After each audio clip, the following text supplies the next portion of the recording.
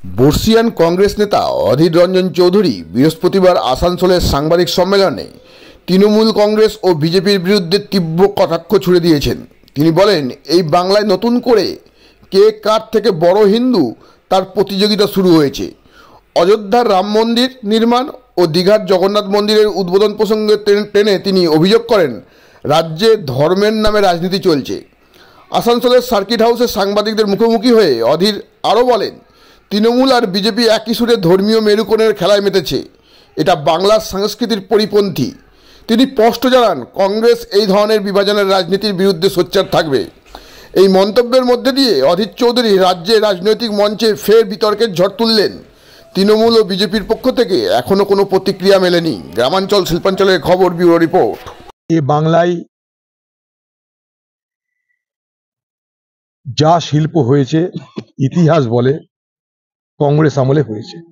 আপনি যে শহরে বাস করছেন, আসানসোল শিল্পাঞ্চল, তার ইতিহাস আপনারা জানেন। আসানসোল, কুলটি, পরপর চলে যান ধানবাদ, এই সর্বত্র এলাকায় যেটাকে আমরা শিল্পাঞ্চল বলি, দুর্গাপুর যেটাকে মূলত আমরা বাংলা শিল্পাঞ্চল বলি, সেই বিধানচন্দ্র রায়ের আমলে হয়েছিল।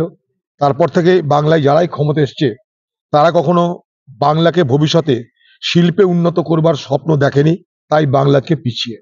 আজকে পশ্চিমবঙ্গে কি হচ্ছে, পশ্চিমবঙ্গ থেকে পুঁজি বাইরের রাজ্যে চলে যায়, পশ্চিমবঙ্গ থেকে প্রতিভা বাইরের রাজ্যে চলে যায়, অর্থাৎ flight of capital and flight of talent এই বাংলা থেকে চলে যাচ্ছে। আজকে আমাদেরকে বাংলার বেকার যুবকদেরকে নানা রকমভাবে আমাদের কুমিরের ছানা দেখানো হয়। কখনো বলছে দেউচা পাচামি হবে, সেখানে কি 1 লক্ষ বেকারের চাকরি হবে। কোথায় শিল্পাঞ্চল আমরা দেখতে পাচ্ছি না।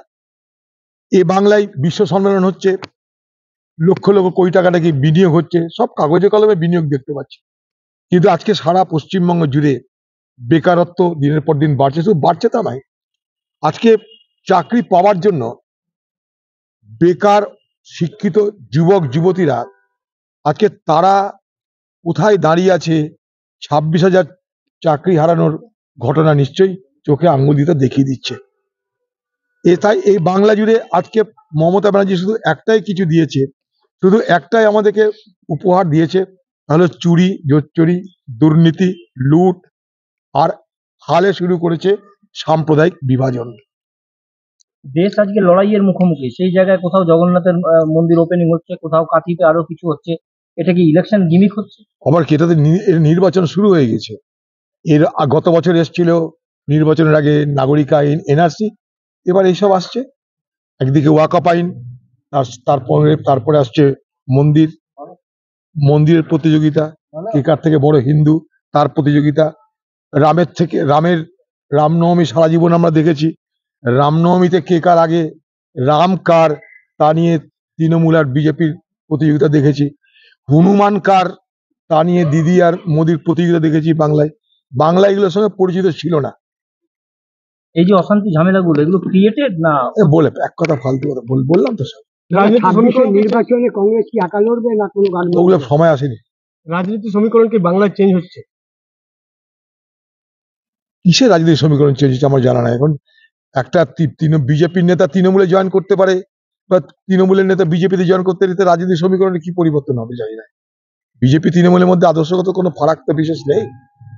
মোদিও যেমন রাম মন্দিরের জন্য প্রাণ প্রতিষ্ঠা করে, দিদিও জগন্নাথ মন্দিরের প্রাণ প্রতিষ্ঠা করছে। আমরা জানি দেবতারা আমাদের প্রাণ দিয়েছে, ঈশ্বর আল্লাহ আমাদের প্রাণ দিয়েছে। এখন মোদি রামের প্রাণ দিচ্ছে, দিদি জগন্নাথের প্রাণ দিচ্ছে। এবার আমরা যাই কোথায়? আমাদের প্রাণটা কে দিবে, আমাদের প্রাণটা কে বাঁচাবে, তার ব্যবস্থা তো নেই। তাই এই প্রতিযোগিতায় বাংলার এগিয়ে যাওয়ার বদলে আরো পিছিয়ে যাবে, এটা শিওর। যা শিল্প হয়েছে ইতিহাস বলে কংগ্রেস আমলে হয়েছে। আপনি যে শহরে বাস করছেন, আসানসোল শিল্পাঞ্চল, তার ইতিহাস আপনারা জানেন। আসানসোল, কুলটি, পরপর চলে যান ধানবাদ, এই সর্বত্র এলাকায় যেটাকে আমরা শিল্পাঞ্চল বলি, দুর্গাপুর যেটাকে মূলত আমরা বাংলা শিল্পাঞ্চল বলি, সেই বিধানচন্দ্র রায়ের আমলে হয়েছিল। তারপর থেকে বাংলায় যারাই ক্ষমতা এসছে তারা কখনো বাংলাকে ভবিষ্যতে শিল্পে উন্নত করবার স্বপ্ন দেখেনি, তাই বাংলাকে পিছিয়ে।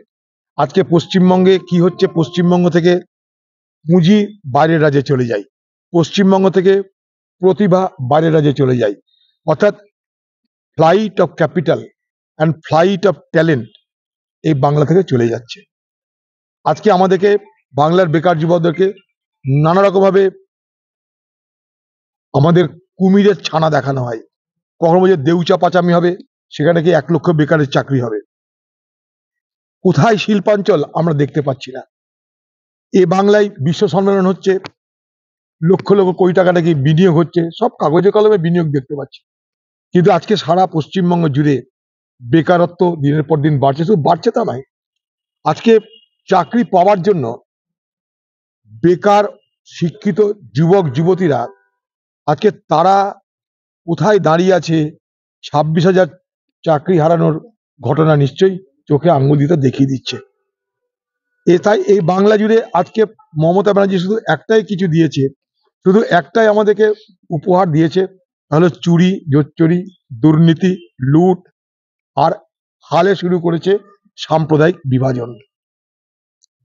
দেখুন, এই বাংলায় নতুন করে কে কার থেকে কত বড় হিন্দু তার প্রতিযোগিতা শুরু হয়েছে। মোদি বড় হিন্দু না দিদি বড় হিন্দু, তার প্রতিযোগিতা আমরা বাংলায় দেখতে পাচ্ছি। যেখানে রুটি নেই, রুচি নেই, শিল্প নেই, স্বাস্থ্য নেই, যেখানে যুবক যুবতীদের চাকরি হারাতে হয়, আরজি করের মতন বিভৎস ঘটনা ঘটে, সেই রাজ্যে সবকিছু বাদ দিয়ে বাংলার মুখ্যমন্ত্রী এখন ঘরে ঘরে জগন্নাথের প্রসাদ পাঠাবে। দুয়ারে জগন্নাথের প্রসাদ চলে আসবে এরপরে আরেকটা প্রকল্প। তো আমাদের জগন্নাথের প্রসাদকে পেট ভরবে না আমাদের রুটি রুজি শিল্প দরকার, চাকরি দরকার, ব্যবসা দরকার?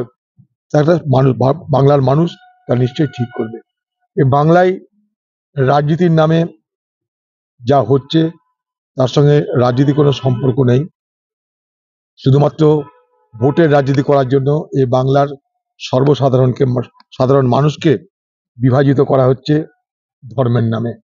অর্থাৎ বাংলা ক্রমশ আরো তীক্ষ্ণ সাম্প্রদায়িক সমীকরণের পথে এগোনোর চেষ্টা করানো হচ্ছে এই দুই দলের পক্ষ থেকে। ফলে বাংলার মানুষকে আগামী দিনে এই দুই দল যদি থাকে বাংলায়, তাহলে আরো বেশি অশান্তি এবং সাম্প্রদায়িক সম্প্রীতির অভাব হবে, এই আশঙ্কা আমাদের আছে।